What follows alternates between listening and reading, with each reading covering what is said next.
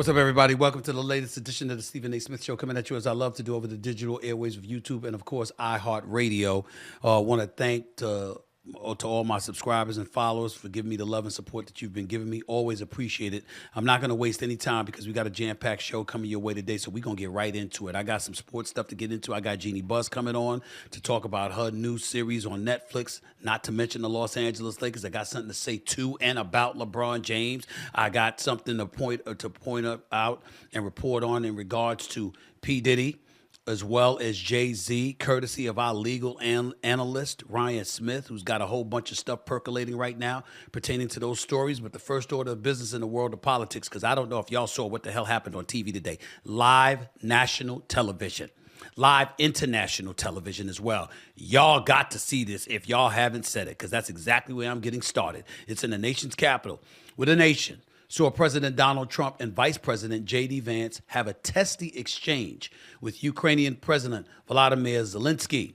It all happened in front of reporters during their meeting at the White House this afternoon with the cameras rolling. Keep that in mind. During the meeting, Trump called the Ukrainian president disrespectful, end quote, and said, quote, "You don't have the cards," end quote, when it comes to resolving the current war versus Russia. Just to put this in perspective, there's 3 minutes of video. Ladies and gentlemen, let me tell you, it is worth every second for you to listen to this. I did not want to take this out. It's going to be about 3 minutes. It is worth listening to this exchange between Zelensky, Vice President Vance, and President Trump in the Oval Office with the cameras rolling for the nation to see live. Check it out. What kind of diplomacy, JD, you are speaking about? What do you mean? I'm talking about the kind of diplomacy that's going to end the destruction of your country. Yes, but if you Mr. President, with respect, I think it's disrespectful for you to come into the Oval Office and try to litigate this in front of the American media. Right now, you guys are going around and forcing conscripts to the front lines because you have manpower problems. You should be thanking the president for trying to bring an end to this conflict. Have you ever been to Ukraine that you say what problems we have? I have been to. Come once. I've actually watched and seen the stories, and I know what happens is you bring them on a propaganda tour, Mr. President. Do you disagree that you've had problems bringing people into your military? And do you think that it's respectful to come to the Oval Office of the United States of America and attack the administration that is trying to prevent the destruction of your country? A lot of questions. Let's start from the beginning. Sure. First of all, during the war, everybody has problems, even you, but you have nice ocean and don't feel now, but you will feel it in the future. God bless. You don't know that. God bless. God bless. You will not have a war. Don't tell us what we're going to feel. We're trying to solve a problem. Don't tell us what we're going to feel. I'm not telling you. Because you're in no position to dictate that. That's Remember exactly this. You're in no position to dictate what we're going to feel. We're going to feel very good. You will feel influence. We're going to feel very good and very strong. You will feel influence. You're right now not in a very good position.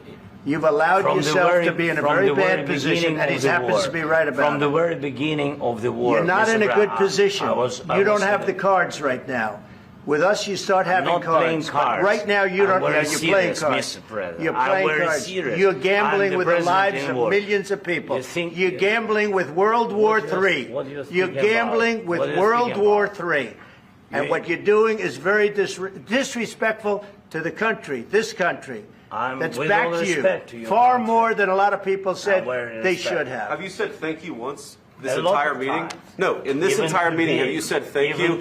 You went to Pennsylvania and campaigned for the opposition in October. Offer some words of appreciation for the United States of America and the president who's trying to save your country. Please, you think that if you will speak very loudly about the war, you can... He's not speaking loudly. He's not speaking loudly. Your country is in big trouble. Can I Wait a minute. No. You've done a lot of talking. Your country is in big trouble. I know. You're not winning. You're not winning this.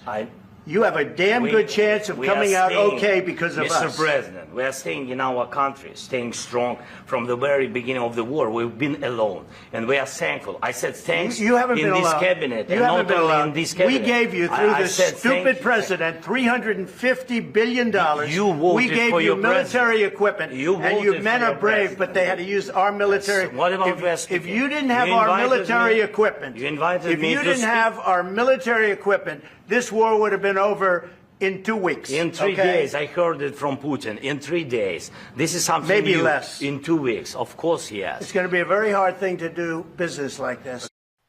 Shortly afterwards, Zelensky left the White House without signing a deal for the U.S. to receive revenue from Ukraine's mineral supply in exchange for military assistance. President Trump said he's, quote, determined that President Zelensky is not ready for peace if America is involved, end quote.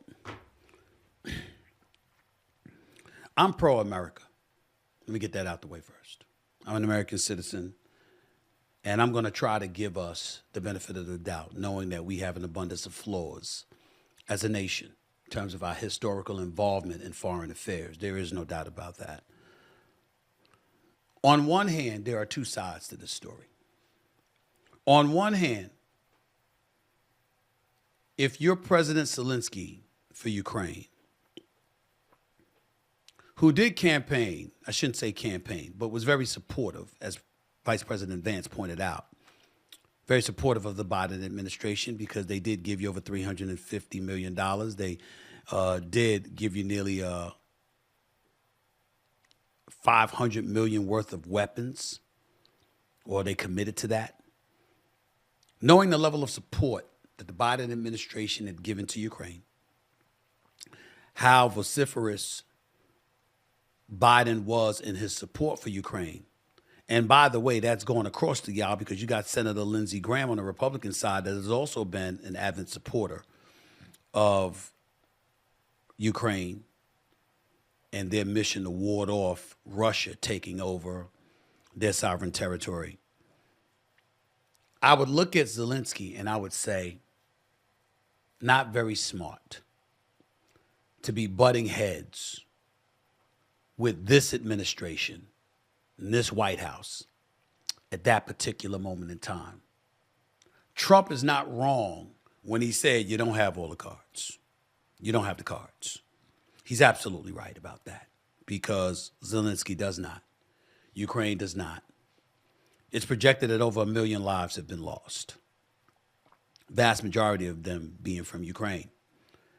And when you're in a war-torn country, and you don't have the muscle and the might, and Russia has already been gaining ground, it might behoove you to come across as a bit more cordial with the present president of the United States. Fair enough. That does not negate the fact that Trump and Vance came across as bullies. It does not negate the fact that Vance brought up something as trivial, talking about you should say thank you, and accusing him of being disrespectful when Vance was the one that was talking, and then Zelensky, they said, it's your turn to speak, and Zelensky said, hey, have you been to Ukraine? Do you know how many people? We're in a war. We're experiencing it. And when he asked Vice President Vance had he been there, he stumbled before acknowledging he hadn't been there. He had read and saw footage of what's happening in Ukraine. It's safe to say that's not the same as being there. And for me personally, I didn't look at Zelensky as disrespectful. I looked at him trying to get in a word because I looked at the vice president chastising him for not being grateful.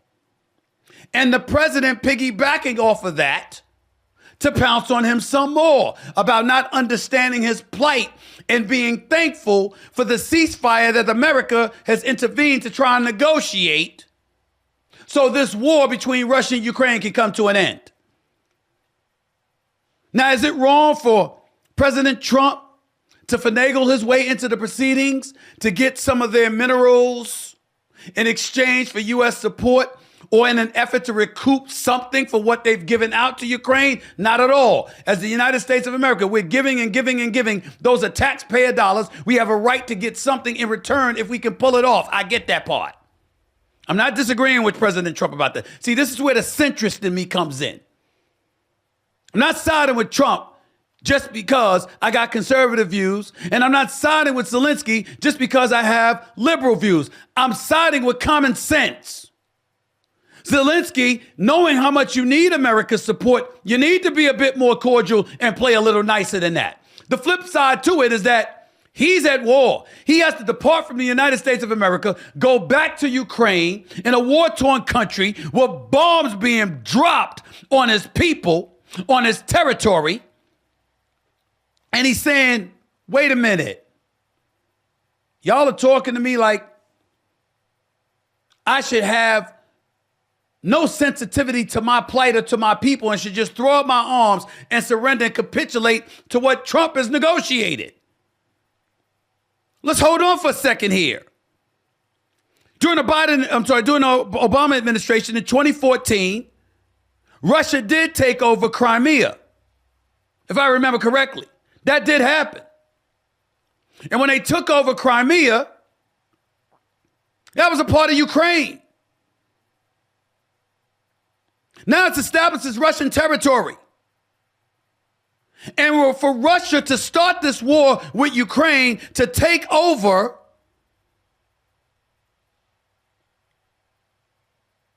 parts of mainland Ukraine, they're right there to do it. And Zelensky was interrupted when he was making the point that when we negotiated back then, the negotiation that involved France, England, and others said it was going to be a ceasefire. Putin disavowed that, ignored it, and ultimately restarted war in 2022. So what he's saying is a ceasefire isn't enough now. We need security that we don't have to concern ourselves with Putin ultimately invading more of our territory moving forward. To just stop the fighting for the time being, he can't be trusted. And what Trump and them is saying is, well, you better trust him by trusting us, because this is the best that you're going to get. Well, the Ukrainians are saying we at war now. We on death's door. We might as well go down swinging. Ladies and gentlemen, who are we to argue with that position? Who are we to argue with that position? This man is the leader of Ukraine. Despite the fact that, quote unquote, according to Trump, they are losing the war, there is no doubt that they have fought valiantly. Even Trump admitted their soldiers have fought valiantly, albeit with U.S. weapons. I don't want to hear that. They fought valiantly. That's what they did. Putin is considered a dictator, has been labeled a murderer and all of this other stuff, and the only person that speaks glowingly about him is Trump. I'm talking about what he says. I'm not talking about what he does, because I don't have all the intel about what he's done with or for Russia. But come on. This man, Zelensky, is at war defending the very survival of his nation. And he's telling you that a ceasefire ain't going to cut the mustard because this man, Putin, has ignored ceasefire agreement before. And what he needs is security that the war will come to an end, and it won't be a ceasefire. It will be protection by the involvement of the United States or anybody else to ensure that he no longer attacks, not that he just stops for the time being. And he's saying that this agreement doesn't provide that. And we're going to engage in condemnation about this man and be petty and talk about how you come into the Oval Office in the United States of America. Well, sir, how did he do that? President Trump. How did he do that? Vice President Vance. He didn't come into the Oval Office on his own. By the way, he didn't have his interpreter either. He came in there by himself. And y'all are interrupting him. Listen, that's like me speaking Spanish or French. If I know the language a little bit, could you at least be quiet and let me speak? Because it's a challenge for me to speak your language. It's a challenge for him to speak fluent English. It's a challenge for him to make sure that he cogently and fluently gets his thoughts across. Could you have let him finish speaking? Vance didn't do that. Trump didn't do that. So no, Zelensky didn't handle it right. And no, he should not have been as cantankerous. As a politician, as a leader, you have to be a bit more composed than that. Guilty as charged. But that ain't his Oval Office. That's ours.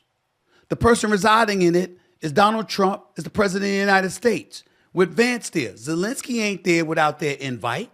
Those cameras are not there without Trump and his administration's invite.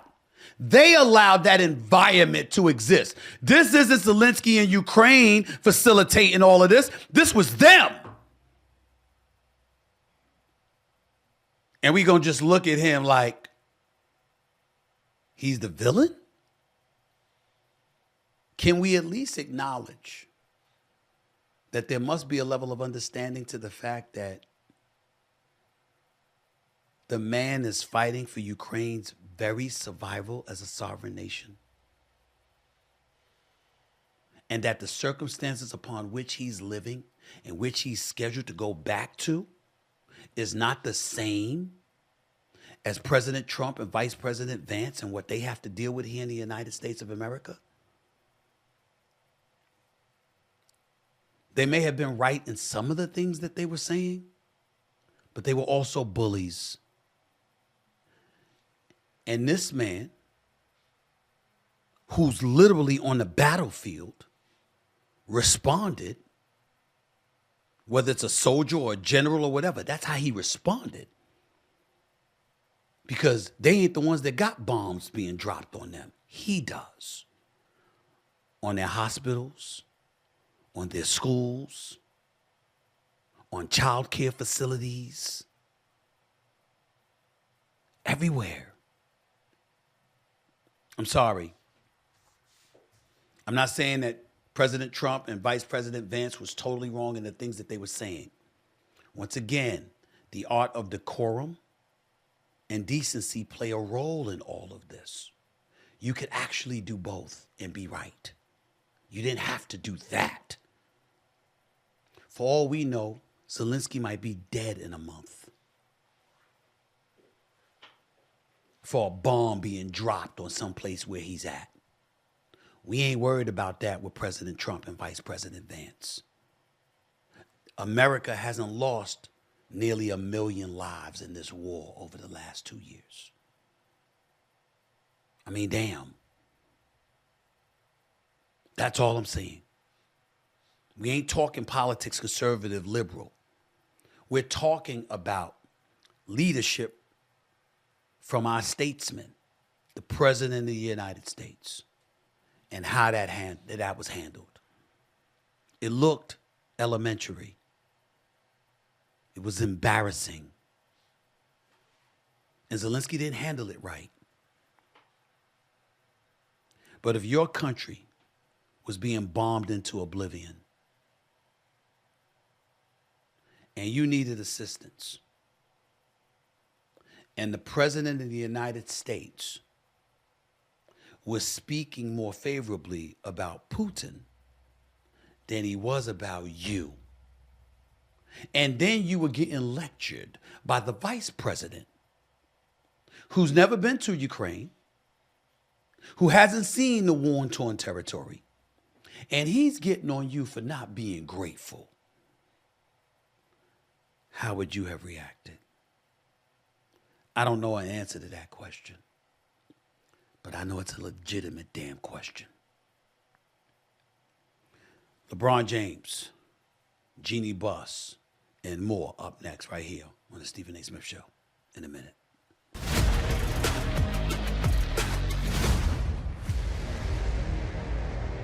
All right, folks, I need y'all to stop what you're doing and listen up. You know I love this time of year, right? The NBA season is in full swing, and with all this action going on, the Stephen A. Smith Show wants to make sure you take advantage of it all. That's why we've partnered with Prize Picks, the best place to win cash while watching sports. The app is easy to use. Just pick more or less on a few player stats, and you can win up to 1,000 times your cash on a single lineup. Best of all, Prize Picks will give you $50 when you play your first $5 lineup. Win or lose, you'll get $50 for playing. Use promo code SAS and download the app now. Again, download the app and use code SAS to get $50 instantly after your first $5 lineup. Prize Picks, yo, run your game. Today, I'll give you my picks on 3 fights taking place Saturday night at the Barclays Center in New York City between Gervonta Tank Davis and Lamont Roach, Gary Russell versus Jose Valenzuela, and Sandor Martin versus Alberto Puello. So let's get to it. First up, will Gervonta Tank Davis have more or less than 86.5 total punches landed? I'm going with more. The only way it's going to be less is if Gervonta Davis uses 80, knocks somebody out inside of 85 punches, because he's clearly capable of that. But I just see this as being a kind of fight where he's going to have to run him down. He's going to have to walk him down, rather, and he's going to have to throw some punches before he ultimately catches him. And that's how I view it. So I'm going to go with more on this particular one. Next up, will Gary Russell have more or less than 125.5 total punches? I'm going with less on this one. Russell, he's a fighter. He's going to throw some punches, but he knows how to be cautious. He knows how to be defensive minded. He's not going to just go in there swinging and what have you. And I think it's just going to be one of those fights where he actually ends up throwing less than 125.5 total punches. I don't think it's going to take that much for him to win this fight, assuming he does win. Last but not least, Sandor Martin will have more or less than 110.5 total punches landed. For some reason, I suspect that he'll throw a lot more punches. I'm not saying they'll be effective. I'm not saying they'll get him a win, but I do suspect that he'll throw more than 110.5 total punches. So to recap, Gervonta Davis, more. Gary Russell, less. More for Sandor Martin. I love the word more when it comes to Prize Picks, because when I think about Prize Picks, I think about more money in all our pockets. Welcome back. Look, a couple of things before I go to commercial break, all right? I don't know if y'all saw it last night, but you should have seen it. And if you didn't see it, shame on you, damn it. You see that brother Steph Curry? His name is Steph Curry, a.k.a. the babyface assassin, a.k.a. the 4-time champion, 2-time league MVP, and the greatest shooter God has ever created. This brother showed up in Orlando last night and dropped 56 points, 12 3-pointers along the way. It was the ninth 50-point game since turning 30, which is the most in NBA history. Drain that 56-foot heave you just saw. Outscored the Orlando Magic by himself 22-21 in the third quarter. Made 6 of 8 shots in the third, including 4 3-pointers. Finished with 12 or like 16 or 17 from three-point range. Shot like 63% from three-point range. The Golden State Warriors have a chance. Jimmy Butler scored 5 points last night, 1 of 7 shooting. Worst offensive game since he arrived in Golden State, but still has 7 assists. Ladies and gentlemen, playoff Jimmy is still scheduled to show up for the Golden State Warriors. And I'm here to tell you something right now. If Steph Curry plays like that, and Jimmy Butler gives you what he's been giving you before he showed up in Orlando the other night, Draymond Green, I'm not saying he's right that they're going to win the chip, but I am here to assure you that Golden State's going to knock off somebody. Steph Curry is simply spectacular. He is something special. The greatest shooter ever known to man. Last but not least, I want to transition to boxing because Gervonta Davis is about to have a fight this weekend. I don't know why he's fighting this guy. I don't get it. I really don't. Okay? I interviewed him yesterday on my show First Take on ESPN. Okay? And in speaking to him, I want you to take a listen to this real quick. Tank, good to see you. Why this fight, Lamont Roach? What has he done to deserve to be in the ring against you? He's a world champion himself. He's coming up and wait to dare to be great. So we fought before, so it's history. It's history in that. There's 2 guys that's trying to be great. Here's my problem. I'm a huge fan of Gervonta Davis. I think he is top 5 pound for pound in the world, probably higher. He's got 30 victories, 0 defeats, 0 ties, 28 knockouts. And I loved, even though I like Frank Martin as well, when Gervonta Davis put him out. He was so ticked off that Frank Martin was bragging about having rocked him during sparring and all of this other stuff. And Gervonta was like, ooh, it's like it never happened. It's a lie. And then I remember when he told me, I'm going to get you. And then he looked at him and he was like this, you really, really should have waited. Frank Martin was like 18-0, something like that. He said, you took this fight a little bit too early. You really should have waited. I never forget he said that. And sure enough, the experience came in. Frank Martin could box. Frank Martin could fight. But you got to be careful who you messing with. Tank's son special. And a power puncher. And took him out. And what bothers me about this fight against Lamont Roach has been around long enough. 25-1-1 is 25-1-1. You know what number I'm looking at? 10 KOs.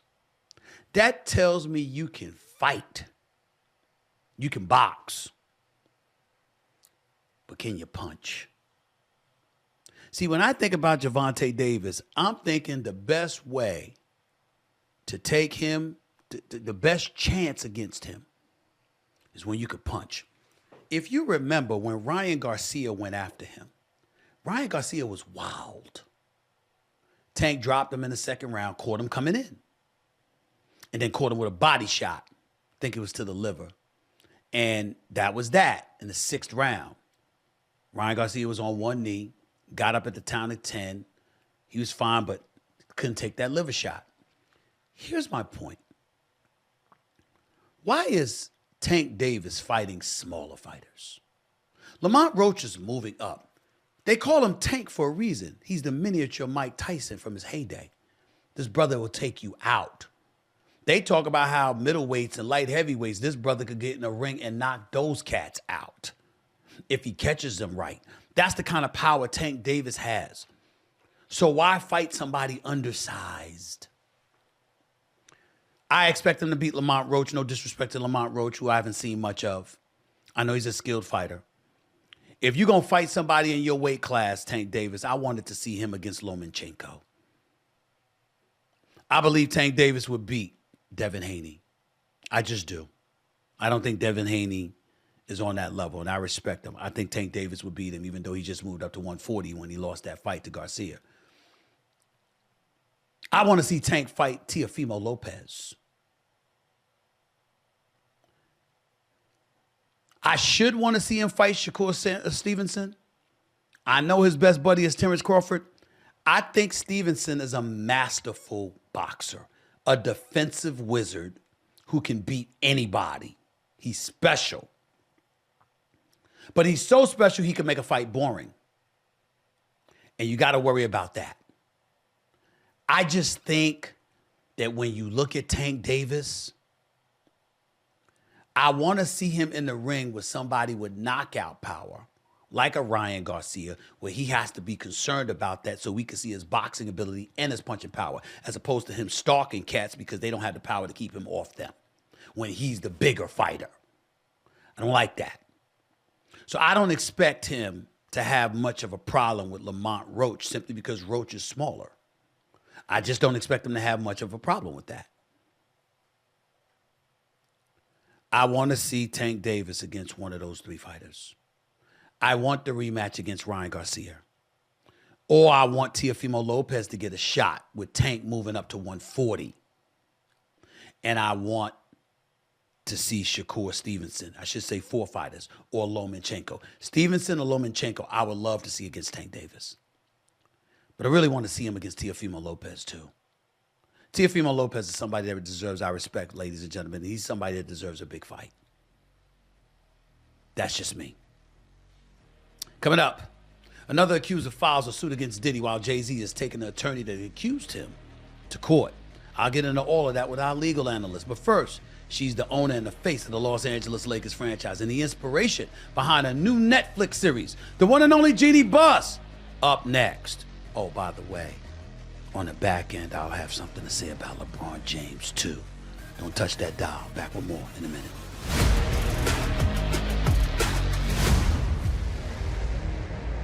All right, everybody, listen up. With all the big-time sports action that's happening each and every day, the Stephen A. Smith Show wants to make sure you are taking advantage of it all. That's why we've partnered with Prize Picks, the best place to win cash while watching sports. The app is really easy to use. To make a lineup, all you have to do is pick more or less on a few player stats. Choose from any of your favorite players, Luka Doncic, Jimmy Butler, and Zach LaVine, all in the same entry. Then sit back and watch. The list is absolutely endless. You can play Prize Picks in over 40 states, including California and Texas. Best of all, Prize Picks will give you $50 when you play your first $5 lineup. Win or lose, you'll get $50. Just use promo code SAS and download Prize Picks right now. Again, download the app and use code SAS to get $50 instantly after your first $5 lineup. Prize Picks. Run your game.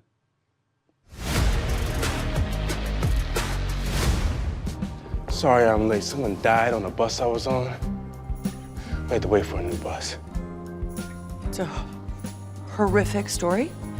But welcome to the team.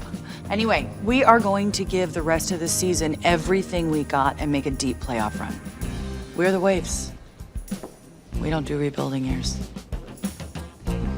Marcus, I missed you in my office yesterday. I'd like to do weekly one-on-one check-ins. Does that work? Oh, Ray should have told you about. Oh, how you like to conserve your energy. Yeah. I don't give a shit. Talk to you soon. Everyone, have a great practice. Go Waves. Ha you saw it right there. Welcome back right here to the Stephen A. Smith Show. My guest is at the helm of one of the most storied franchises in NBA history. She's been here before, and she's back to talk about a new Netflix comedy series called Running Point, which premiered yesterday. She's an executive producer on the project, and she is the real-life inspiration for the lead character, played by Kate Hudson. Please welcome Los Angeles Lakers controlling owner and partner, and the president herself, the one and only Jeannie Buss, back here at the Stephen A. Smith Show. Hey, Jeannie, how are you? I'm doing great. How are you? I'm doing wonderful. It is always great to see you. Let's get started with this Netflix series, Running Point. It's loosely based on your family. Why did you want, and it's loosely based on you actually, why did you want to do this, Jeannie? I am a big fan of comedy because I believe comedy helps people cope with stress, helps diffuse tense situations. And I use, humor a lot in this business because sometimes you just have to laugh or else you'll lose your mind. So I'm a big fan of comedy. We were able to pitch the idea to Mindy Kaling, who is, the executive producer, creator, and has created many hit shows. And she liked the idea.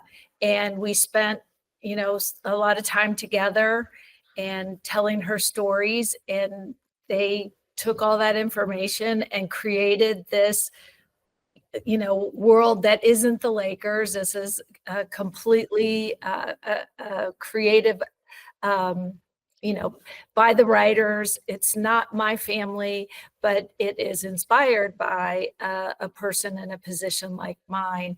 And I think they've done a fantastic job creating the characters, allowing you to get the inside of what goes on behind the scenes at a sports team that so many people ask me about, with a sense of humor.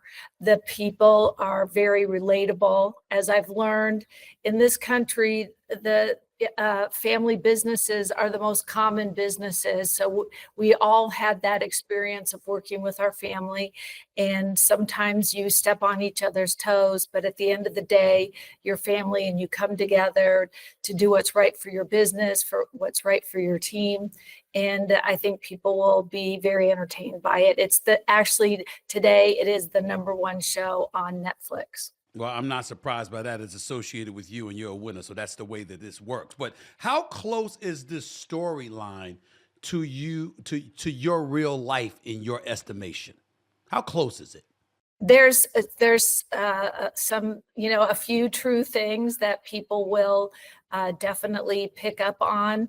And then there's a lot of creative license that the writers took that just, kind of in their mind, decided this would be interesting if this happened.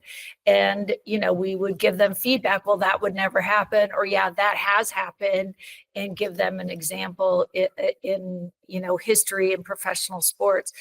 This is a very dramatic business, and people can't believe some of the things that actually have happened and, continue to happen. And I think that's what's going to be entertaining about it. But, Kate Hudson as the title character really nails the performance. She's somebody that I've known since she was a teenager, and she used to come to the Great Western Forum and watch the LA Kings play with her mom and dad. And, she gets the character, and she's fantastic. She's a movie star that we were able to convince to come in and be part of this exciting project. Did you handpick her? Did you play a role in handpicking her? And was there some competition for her in ultimately getting this role? Or was it just a situation where you just looked at her and you automatically knew she's the one? I suggested her to Mindy, and Mindy, kind of set the expectation that Kate had never done a series like this in her career, and she's known as a movie star. But now we see how much crossover there is. Nicole Kidman, Reese Witherspoon, movie stars doing television, and she just nails this part. I couldn't be more proud, and it's a lot of fun to work with her after knowing her all these years.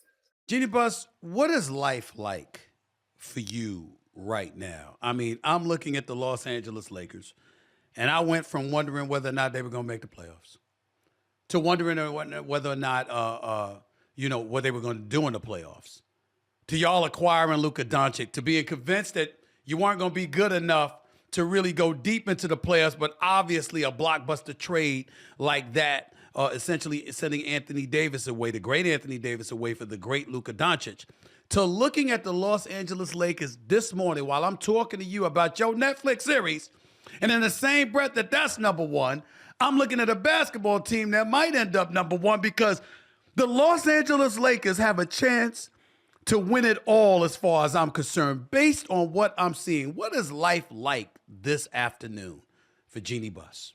It's pretty good in my world. What can I say? I want to make it clear that, when you make a trade like that, especially in the middle of a season, you have to weigh so many different things that are going on. We have a rookie coach in JJ Redick who has shown a lot of promise. And, you are concerned if you make a change that it's going to disrupt what the coaches have been trying to teach. And, we weighed it very carefully. We were not looking to trade Anthony Davis. But when the opportunity came up, we had to look at the overall, long-term vision of the team and what we were trying to accomplish. And, we had to make the tough decision to trade Anthony. And he's been fantastic. He helped us win a ring. But in receiving Luka, we have a player who has ignited our fan base. He came to town, and he had to process what had just happened. Like, he had no idea he was going to be traded. And but he came to LA, and he saw what had happened with the devastating wildfires, and he immediately donated money to the cause of trying to rebuild and help people cope with losing what they've lost. And he's just been great. It's kind of a love affair with the fans right now. The energy is at Crypto.com arena is, it seems like a playoff game. And, as he gets integrated into what JJ and the coaching staff want him to do, I think the win in Denver last weekend was, phenomenal and really inspiring, considering Denver has been the team that has put us out of the playoffs the last few years. So it's really ignited a lot of hope. Jeannie, everybody wants to know what the secret sauce is, what the secret sauce to success is, because looking at the Los Angeles Lakers franchise, I mean, my Lord, Wilt Chamberlain, Kareem Abdul-Jabbar, Shaq, Magic Johnson, Worthy, ultimately Kobe Bryant, of course, and the Pau Gasols of the world, and the LeBron James, and now, Anthony Davis, of course, and now Luka Doncic. If you're a star in professional basketball, it almost seems destined and ordained that you are going to be a Los Angeles Laker.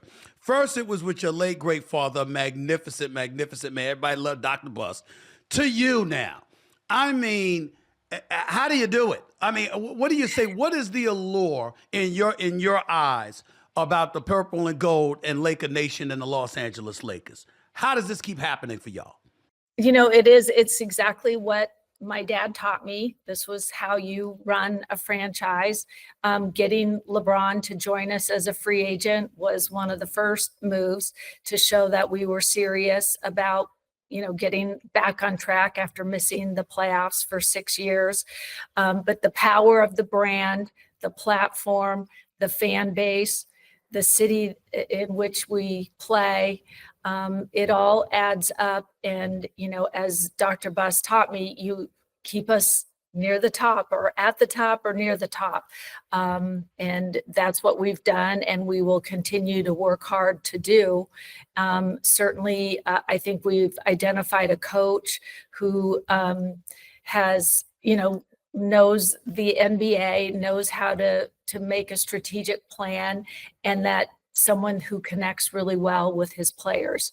So, I think that gives us the foundation, and we continue to build. And Rob Pelinka has done an amazing job identifying players that have that kind of competitive instinct, that desire to win.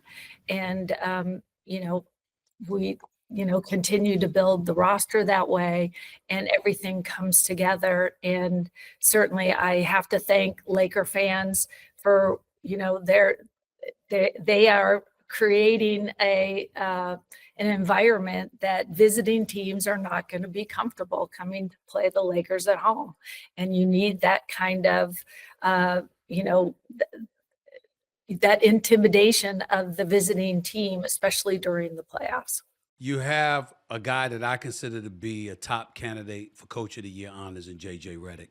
My buddy that worked with me at ESPN, he did a phenomenal job when he was working with us. He's doing a phenomenal job with you now. Rob Pelinka, Kobe's former agent, turned executive for the Los Angeles Lakers as his GM. I think he's a candidate for Executive of the Year. You hired them both. You gave the approval to both. But one of the things that folks were talking about was this whole Anthony Davis, Luka Doncic trade was a secret. It was kept from LeBron. It was kept from Clutch Sports and stuff like that. They had no knowledge. It was a shock to everybody. First of all, was that true? And secondly, if that is how it happened, how were you able to pull that off? It wasn't that we were trying to keep it from anyone specific. It was just about keeping a lid on something that had a trade not worked out, then it sends repercussions around the team. And as I said, we have a rookie coach that we want to try to make things as smooth as possible. So trying to, the trade talks were over, a few weeks. There was a lot of details that had to go into, the trade, and we had to create space by bringing in another team and trading a player there that could take on salary. So it was very complicated.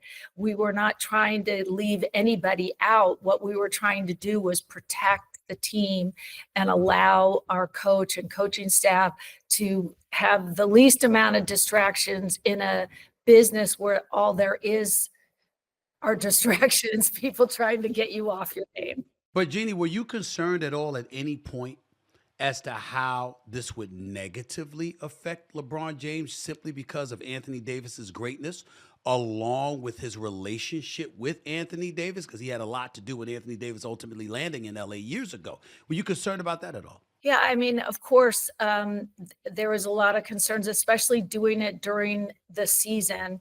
But I think back to when Dr. Buss traded Shaquille O'Neal. That did happen in the off season, but because you have to weigh everything, including how the fans are going to react to losing somebody like Anthony Davis, who was, we were building the team around. He was our foundation. He brought us the championship.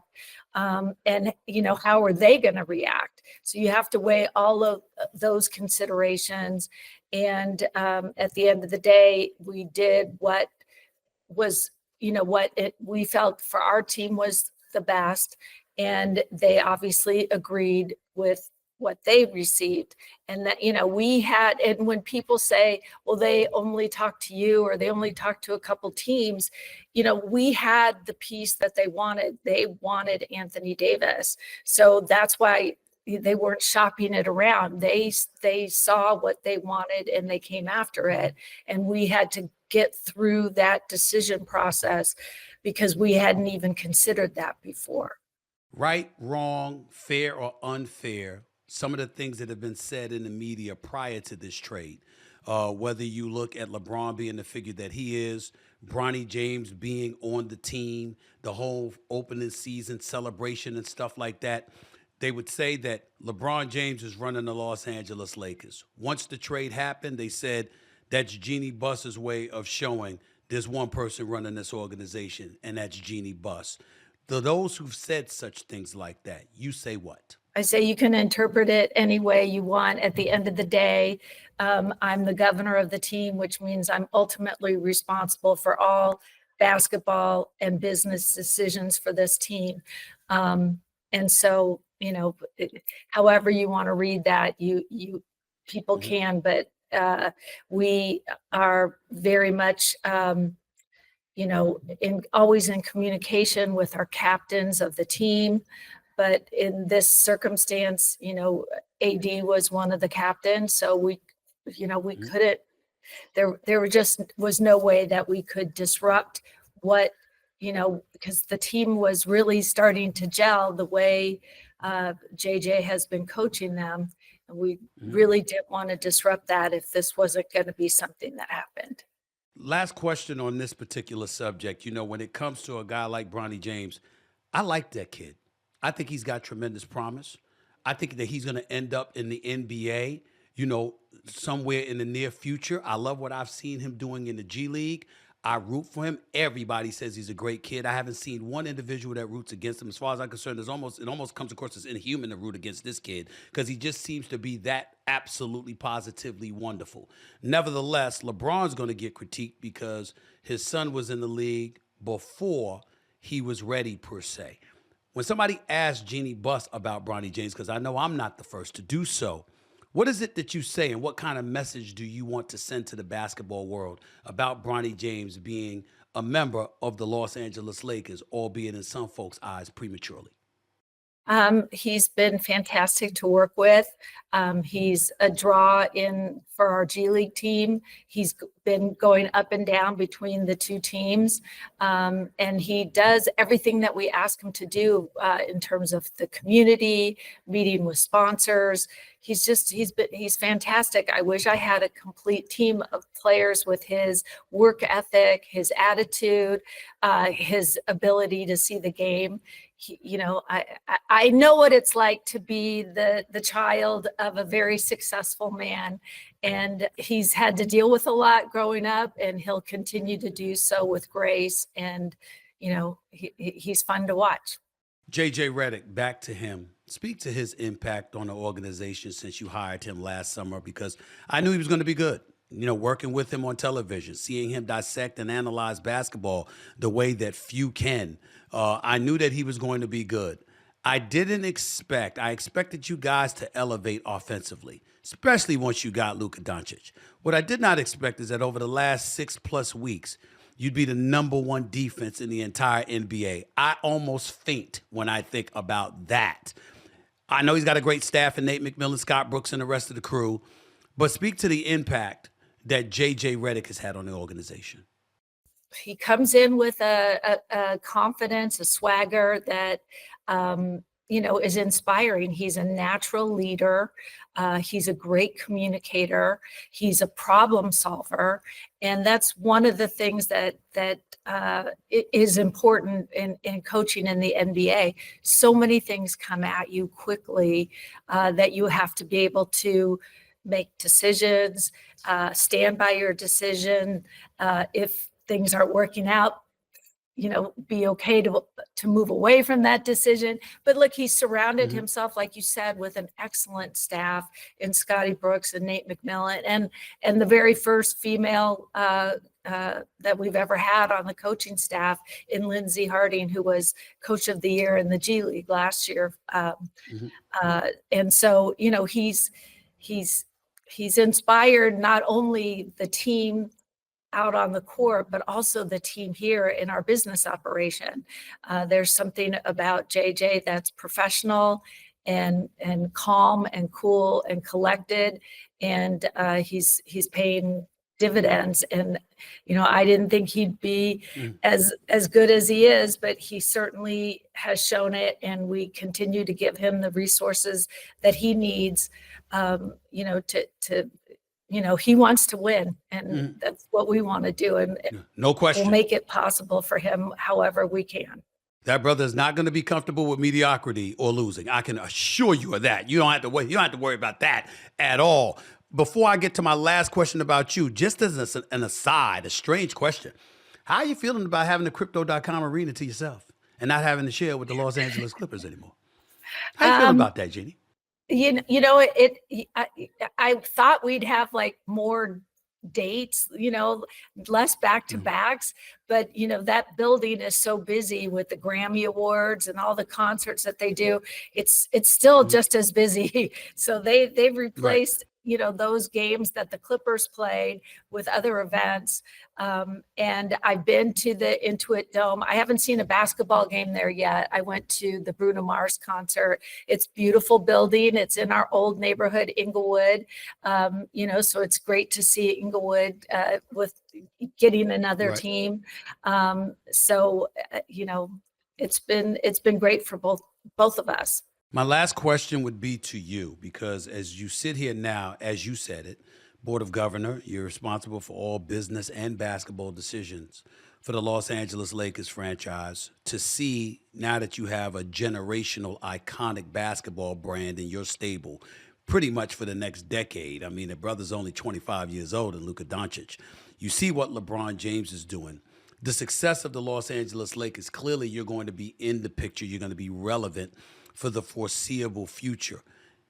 You're doing this in what was once deemed at the very least as a man's game. Clearly that is not the case anymore, primarily because of you. And so when you look at Running Point streaming now on Netflix, as you highlighted, #1 thus far, and realizing the level of success that you've been enjoying, what kind of message would you like to send about what it took you to get to where you are, particularly to the young ladies out there looking to aspire to be great, great things? What kind of message do you hope your Netflix series sends? What kind of message do you hope your success as the owner for the Los Angeles Lakers ultimately sends? Thank you for asking me that, because that is important to me.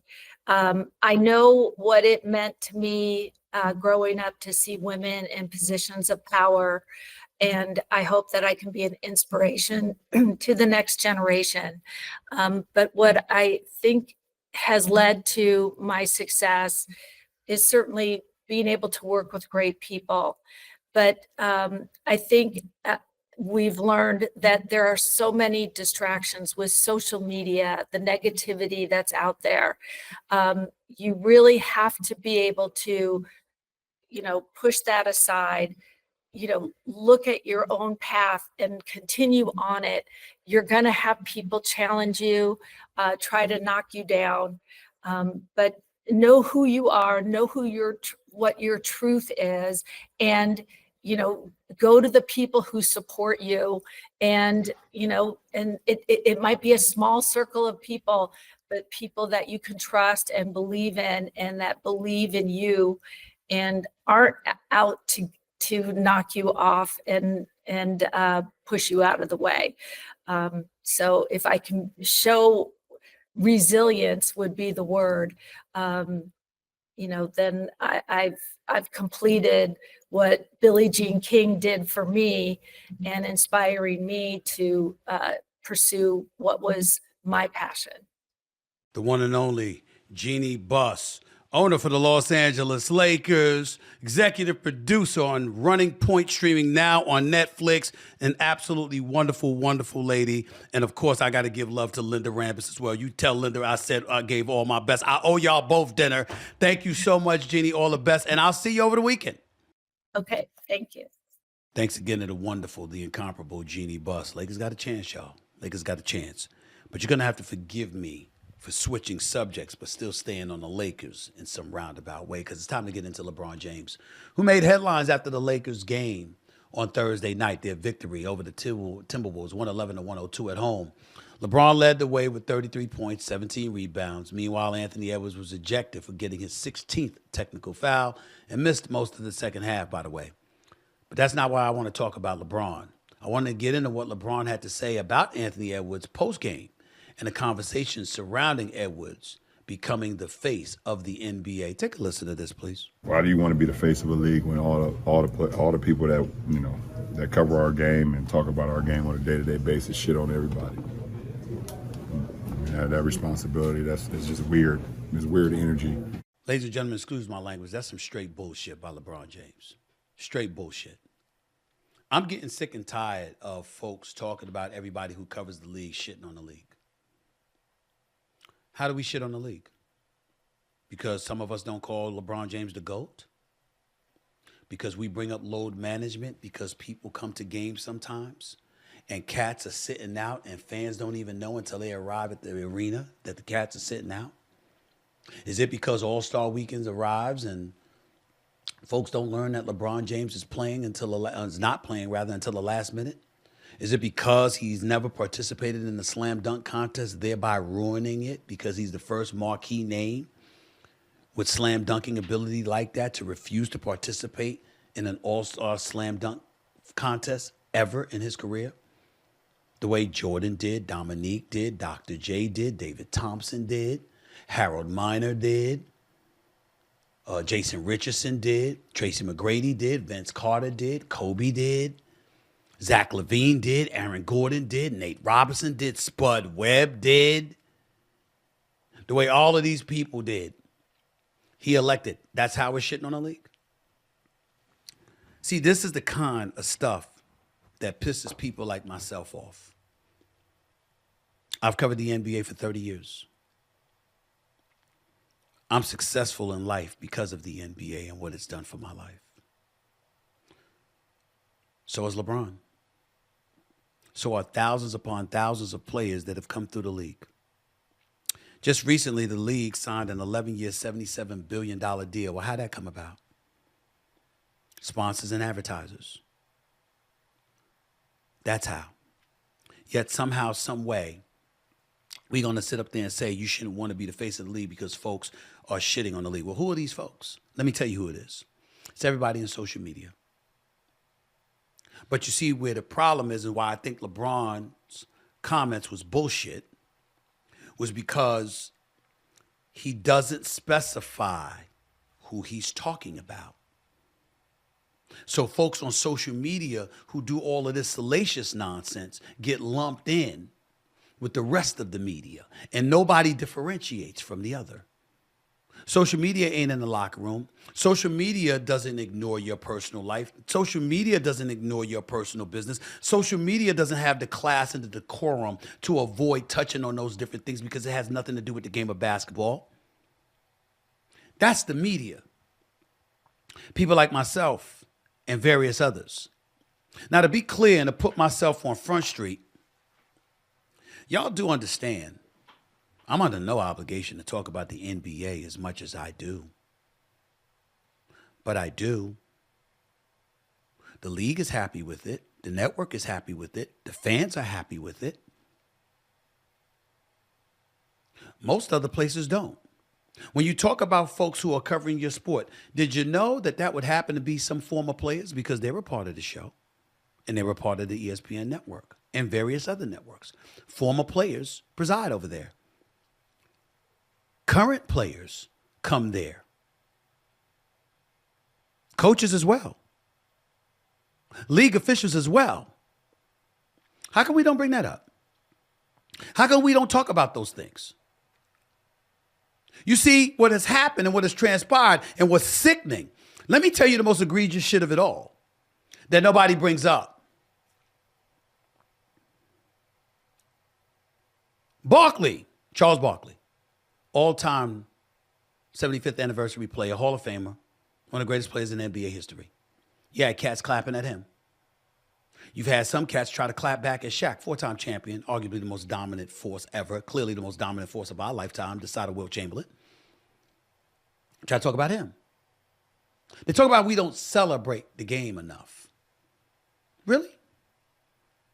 What's your definition of celebration? Last time I checked, it's talking about the game. We got to peddle you with roses when you shoot 2 for 20? Or when somebody drops 50 on you? Or when you lose games in playoff series that you're supposed to win? And here's the crime. Here's the crime. You know what else happens? LeBron James can have a bad game against KD, or KD can have a bad game against Steph Curry, or Steph Curry can have a bad game against Jalen Brunson or somebody. Oh, these dudes, they always down on the brothers. Well, who the hell were you playing against? Wasn't that a brother? You're covering the game. You're talking about competition. And if you're talking about the sport, how is that downing another black person? If Lamont Roach steps into the boxing ring and gets knocked the hell out by Gervonta Davis, and I said he got knocked the hell out by Gervonta Davis, is that me downing a brother? How come it can't be me acknowledging what Tank Davis did? What are we talking about here? The greatest of all time is Muhammad Ali. He's my idol. I know and adore and love his daughter, Layla. She's been friends with me for years. He also called Joe Frazier a gorilla. Said he was too ugly to be champion. During the immediate aftermath of the civil rights movement, if we want to get real, after Joe Frazier had extended a helping hand to help him when he was banned from boxing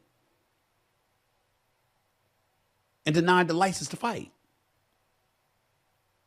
America revered him, as well you should. But I'm just talking about how backwards we can be sometimes. We ignore certain things, we love others. I remember when cats were getting at me because I said O.J. Simpson didn't deserve to be acknowledged the way that he was during some awards event. And you had cats coming after me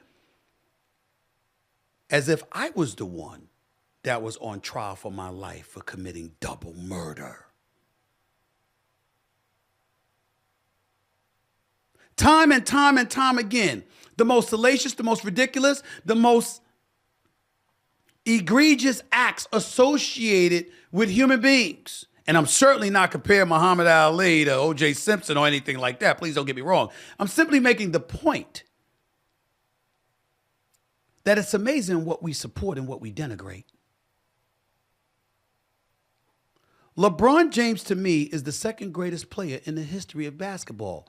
You have people out there acting like I've hated on him because I have him as number 2 all time. And he co-signs with it. Anthony Davis doesn't want to be the face of the league and other players don't want to be responsible, and he co-signs with that. Notice he did all of this after he got his money. LeBron's worth $1 billion. He got his money, so now we want to take those positions. Now we want to encourage people to have a kind of mentality that sifts through the industry like a virus so you can look down upon and be dismissive of and, dare I say, hate on pundits and others because you may not like what they're saying and you're encouraging them to do it now, knowing it ain't going to work for them down the line, but you don't care because you got yours.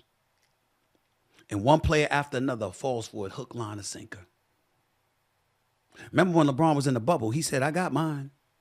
Y'all don't have to side with me if y'all don't want to. I don't need this shit. I don't need it. I'm cool. Remember that?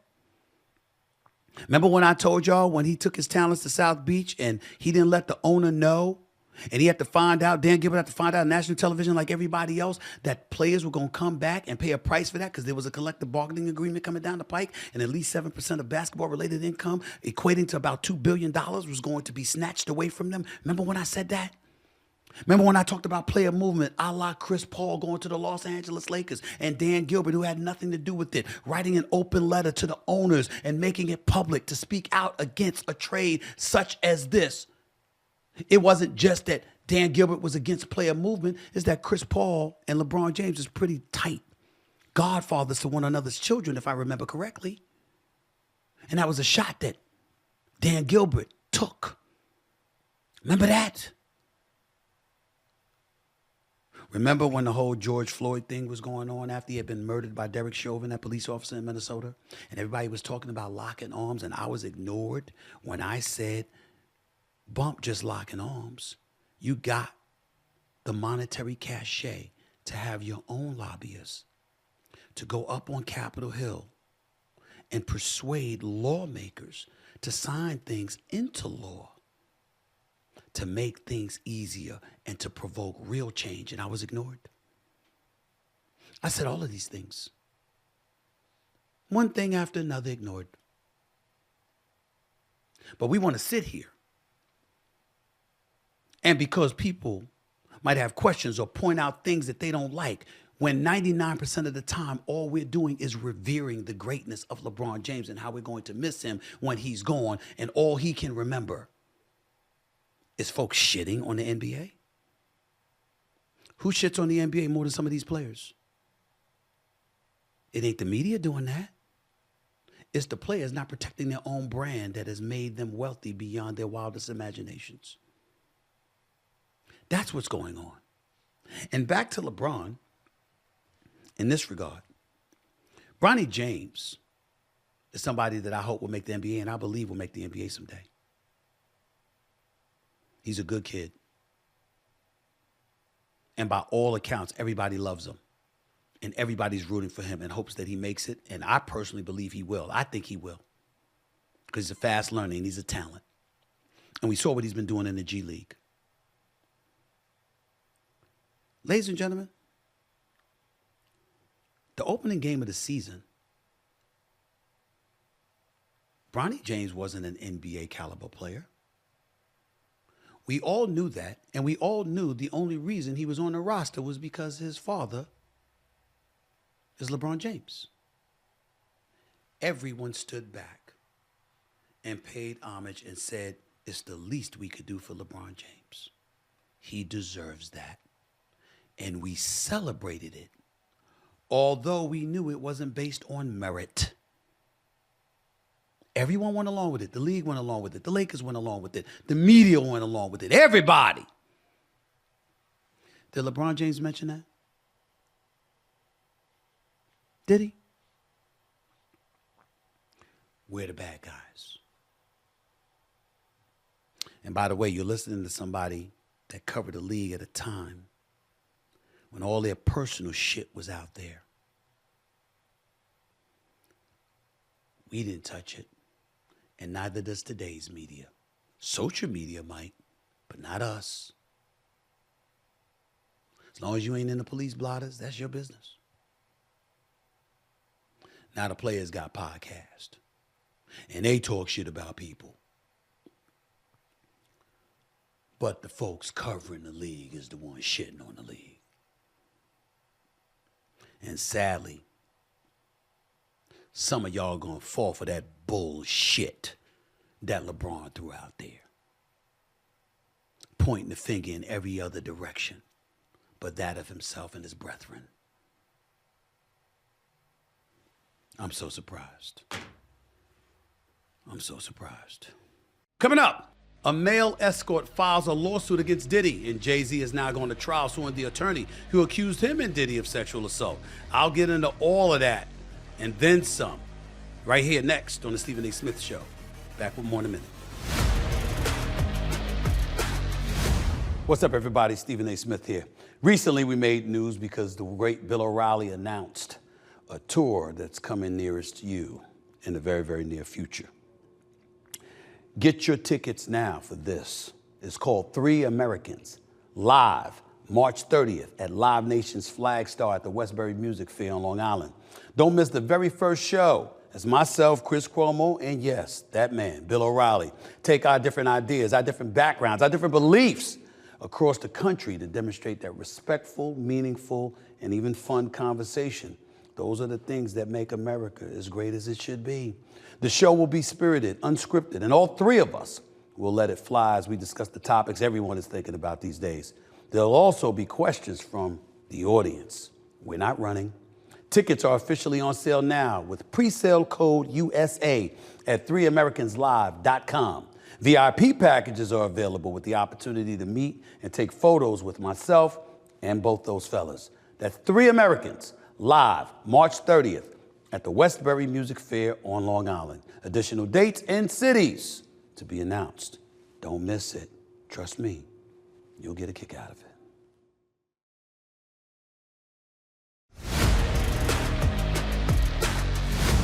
Welcome back.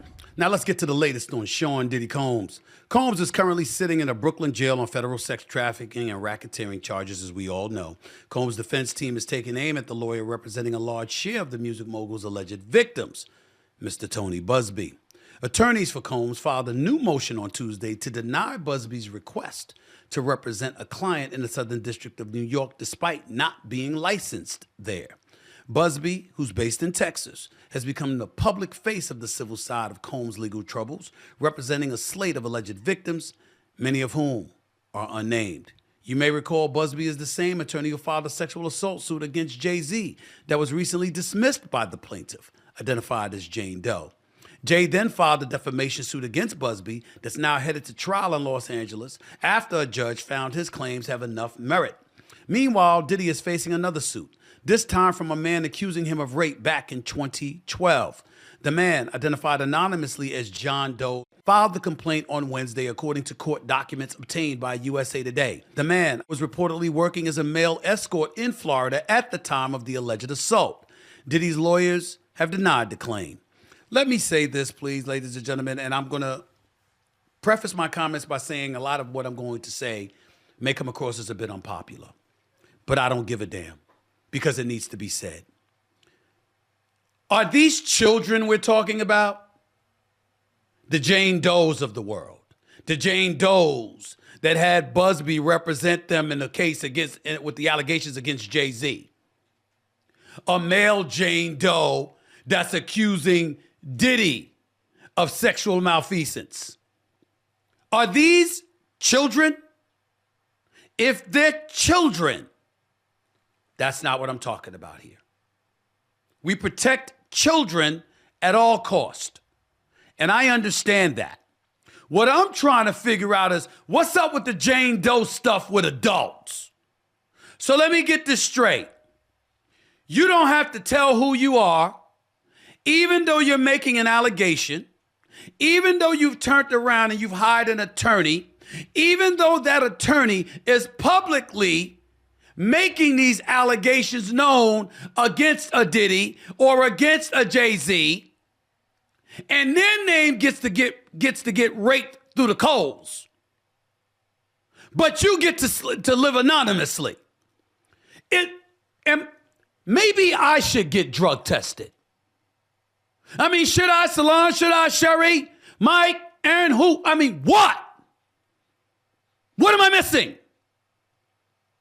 You get to make these accusations that can cost someone millions upon millions of dollars, that could potentially incite a criminal case, or in Diddy's case, actually be a criminal case, stockpiling on top of the other charges that have been levied against him, that can put him in jail for the rest of his life, and you get to be a Jane Doe? Why am I the only one bringing this up? Why? That's what I'm saying. I'm not talking about children. Anybody that's underaged, I got that part. But let me also make this claim. If you were underage 20 years ago, but now you're making a claim like a previous case against Diddy or against Jay-Z, you shouldn't be a Jane Doe then just because it happened to you when you were a child. I understand the child part. But ultimately, you have become an adult. And once you're an adult, I'm saying that should be the case. Am I missing something? Is it just me? How are you a Jane Doe or a John Doe as an adult? Something wrong with our legal system. And you know, one of these days, see, these are the kind of stuff that I like to get into. I want to get into stuff like this in terms of our legal system. I want to get into divorce cases, alimony and palimony, and the legitimacy of that. I want to get into child support. How much should you have to give up? How much should you be allowed to get, et cetera, male or female? No gender bias here. I'm just talking about our legal system. Because I got a lot of problems with the legal system. This is one of them. I can't wait to talk to my next guest about this. I need explanations. You get to accuse somebody and never have to identify yourself, or even if you have to identify yourself later. I don't give a damn about that. I give a damn about why do we know about Jay-Z allegations against Jay-Z, allegations against P. Diddy, but we don't know the names of specifically who's accusing them. Something wrong with that. That's not America, y'all. Or at least it shouldn't be America. Now, before I get to my next guest, I know what some of y'all are thinking, especially in the case of Diddy. I mean, one could argue he has a history of witness intimidation, if not straight violence, based on what we saw him do to Cassie Ventura. History of intimidation and violence against those who attempt to go after him. Had a producer here wrote to me, there are legal and practical safety reasons people identify as a John or a Jane Doe. I get that. I got my producers in my ear, they all worry. I ain't scared because I'm not making an accusation against a Jane or a John Doe. I'm simply saying the accused gets put on Front Street. Well, what happens if a Jane or a John Doe is found to be less than honest and forthcoming? Do we get to know their names then? If you rake somebody through the coals? You see, I'm a semi-public figure. My producers ain't. They behind the camera. If somebody gonna sue somebody as a member of this team, who you think gonna receive the lawsuit? And you get to sit up there and impugn my name, my integrity, but I don't get to know who you are. There's something wrong with that picture. I'm not talking about the Jane or the John Doe. I'm talking about the system. A system that potentially allows the accusers to live in darkness, draped in confidentiality, but the accused, without knowing their guilt or innocence, is put on Front Street. Of course, there's cases where that's justified, and we always learn that. But there are some cases where it's not. Jay-Z came out from day one and said, I am innocent. There is no truth to these allegations whatsoever.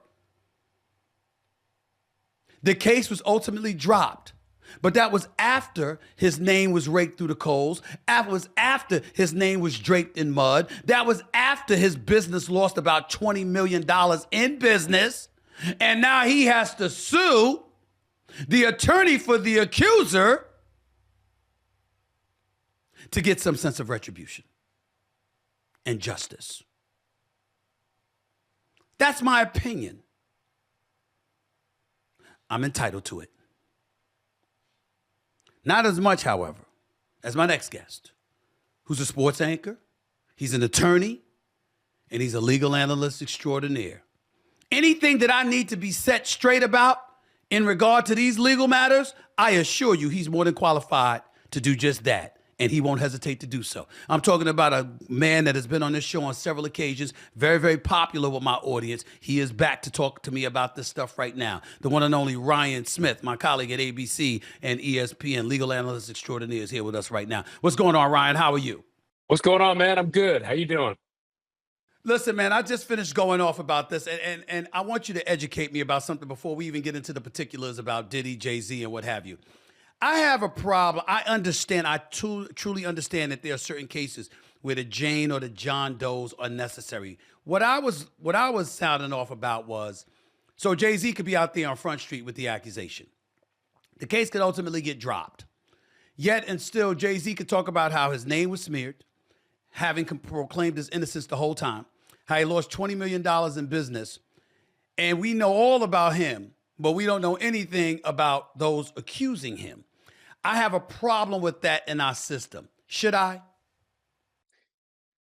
Yes and no. And I know that may not be the answer you want to hear, but here's the situation. I get where you're coming from. You're saying anybody who has the wherewithal, money, attention, fame, they are subject to people just coming and saying, hey, you did something to me, whether that's true or not saying anything about the accusations here, and I can come after you, and I can drag your name through the mud, and I can force a settlement. Yes, we should be concerned about that. But you got to think of it in terms of the way our system is built. I want to say first, so everybody knows, anyone in this country can file a lawsuit against anyone else. But our court systems are supposed to have a process in place to make sure that those lawsuits don't go too far if they're frivolous. I think what we're all concerned about when you talk about people filing these suits is, Stephen A., I want you to think of the power dynamic. Let's say there's someone out there who has been assaulted in some way. And let's say that person has been assaulted by someone rich, famous, and powerful. The ways in which they try to bring that suit, people might think, well, just file something. You can file a lawsuit. You can do whatever you want. But think about how their name might be dragged through the mud. Think about it in the same way that the famous person might have lawyers and other people to guard them. Their popularity might not change. The other person, their life changes fundamentally. And if that accuser, if what happened to them actually happened, they've been victimized in some way, they get victimized all over again.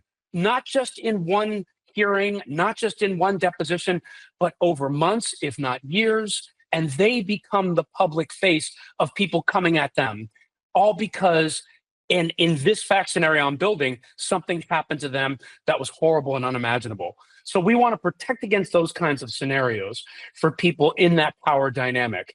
And I think it's hard for people to conceptualize how hard it can be for somebody who's been attacked, or if something bad has happened to them, how hard it can be not only to go through the incident, but also to relive it in the court process. So that's what we're trying to protect against. But on the other side, we want to also make sure we're not getting frivolous lawsuits for people who haven't suffered something. So it's a tough needle to thread, but that's the problem with trying to protect identities versus not. And to me, the needle threading, it being tough, is completely understandable, particularly when it comes to children, underage individuals. They're totally worth it. But when I think about adults, there's a reason why we separate adults from children. You could commit a crime as a child. You're not going to be held to the same level of accountability in most instances as you would be if you were a full-fledged adult. And so I'm thinking the Jane Doe, the John Doe, while totally justifiable, particularly piggybacking off your explanation of it all, it still should rub us all the wrong way that even adults get to disguise their name and conceal their name while accusations are made that could cost somebody their livelihoods. I'm not even talking about millions. I'm talking about sometimes when it comes to jail. And that's what I wanted to say about that, Ryan. What's your response to that? Yeah, I hear you if the accusations are not true. And we want to know that people would not do that. But Stephen A., we live in the real world. People sometimes bring up things that aren't true. And also, should I just give you also this perspective? Sometimes, and I know people are going to say, I can't believe you're saying this. But look, sometimes people suffer trauma and they don't really process that trauma until later and until they feel comfortable. And then even if they've processed that trauma, they don't feel comfortable putting themselves out there in a court process situation until they feel the time is right. And then we want to protect those people because they've suffered that trauma. So I think that's why I say it's a tough needle to thread. It's such an amorphous thing, like what someone has gone through, what they might remember, what they might have experienced. And I think that's why we have those Jane Does and John Does situations, just in terms of the theory of it. We want to make sure people are safe, feel safe in coming forward and bringing claims against other people, even though they might be afraid of what might happen to them. Give me your reaction to Diddy's lawyers' attempts to keep Tony Busby, the Houston-based attorney, away from this trial. Yeah, this is a really interesting one. Essentially, what they're saying is he didn't file the necessary paperwork and he's not approved to practice in the Southern District of New York, where he's bringing a lot of different cases.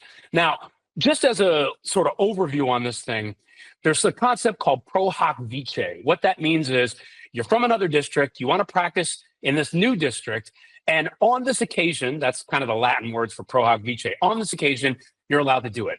So what Diddy's lawyers are saying is, look, he didn't file the necessary paperwork, yet he filed all these cases. He's not admitted to practicing. He can't do this kind of thing in the courtroom because he didn't do the necessary things it took to actually participate in this case in this way in the Southern District of New York. Now, Tony Busby is basically saying to this, not true. I'm admitted in the State Bar of New York. Just a sidelight here, you could be admitted in the State Bar of New York, but still have to do paperwork to get into the Southern District. So those are two things can be true there. But at the same time, what Diddy's lawyers are really concerned about is the way Busby has been acting in their mind. They believe that he does things like, for example, say things in the media that in some ways can prejudice their client, that can make their client look bad with his upcoming criminal trial coming up in his civil suits. And they make the argument of, hey, the guy has not filed what he needed to be in this district. He has previously been admonished and ruled against in terms of being in this district because he didn't do it in another case. And now we can't let him come in and do it on these cases because look at how he's acting in our minds. Look at how he's putting stuff out there in the media. He doesn't know the standard that we have here, and therefore he needs to be excluded. So I think it's going to be a little bit of an interesting fight. And then on the Busby side, you have to wonder if he's filing all these cases, why didn't he do the necessary things to be able to practice in the Southern District of New York? That's a good point. No question about it. Busby appeared on this show, by the way. I don't know if you knew that. He appeared on this show a few weeks after Combs was arrested last year, claiming to have dozens of victims with various allegations against Combs. He also accused Jay-Z at the time in a suit, or actually in a suit that was dismissed. Now Jay-Z suing him, as you well know. What impact, if any, would that have on Diddy Combs' federal trial, in your estimation? You mean Jay-Z suing Busby? Yes. The big thing can be if in some way he's admonished, it makes him look bad in some ways in the public perception aspect. But the cases themselves, we got the criminal trial and likely the civil cases after that. That's the way we usually have it. And that's the way it looks like it's going to play out here. In terms of Busby and Jay-Z's interaction affecting Sean Combs' criminal trial, I don't think there will be a lot of effect there. From what I'm seeing in some of the complaints that have been filed by, from what I'm seeing in some of the documents that have been filed by Combs' lawyers, Busby's clients, these civil clients, aren't going to have a whole lot of interaction with the criminal trial, at least at this point. Could change. But what happens to the lawyer doesn't necessarily affect what happens in another criminal trial. I think for Tony Busby, the concern is if my name is being out there, put out there in a way that makes me look ineffective, makes me look like I shouldn't be practicing in this particular jurisdiction, and in a sense makes me look like I'm not doing the right thing. And Busby's point in all this is, hey, this is because I'm effective. These other sides, they're coming after me because I've got these people with real claims. And so they're throwing everything against the wall and seeing what can stick. And in his mind, he's saying, it's just a paperwork error that can be rectified. I should be able to manage these cases. Meanwhile, another alleged victim, because I can't forget this, a male escort, filed a suit this week against Diddy Combs alleging sexual assault. What impact will these lawsuits or news of them had on Diddy's upcoming trial? All of this, Stephen A., reminds me of what we saw, you and I, when they first announced the charges against Sean Combs. And what the prosecutor at that time said is, and I'm paraphrasing here, this isn't the end of this. We're still looking into all sorts of claims. We're still investigating all of this. And you think about how any of this came to be, the stuff involving Cassie, the initial video that we all saw. I think in cases like these, what you have is on the criminal side, they are always keeping an eye on what is going on outside of that. They want to see, hey, is there anything there on the outside? Some of these civil cases, maybe, they want to see, does any of this in any way interact with what we're trying to do criminally? Now, I'm not saying it will. We don't know that for sure. The case is coming up. But at the same time, you have to wonder with these cases continuing to arise, and we've seen this in other aspects separate from Sean Combs' case. Sometimes when you have civil cases that continue to arise, prosecutors in a criminal case will say, let me take a look at that. Let me keep an eye on that to see if there's anything going on there that might affect what we're doing here.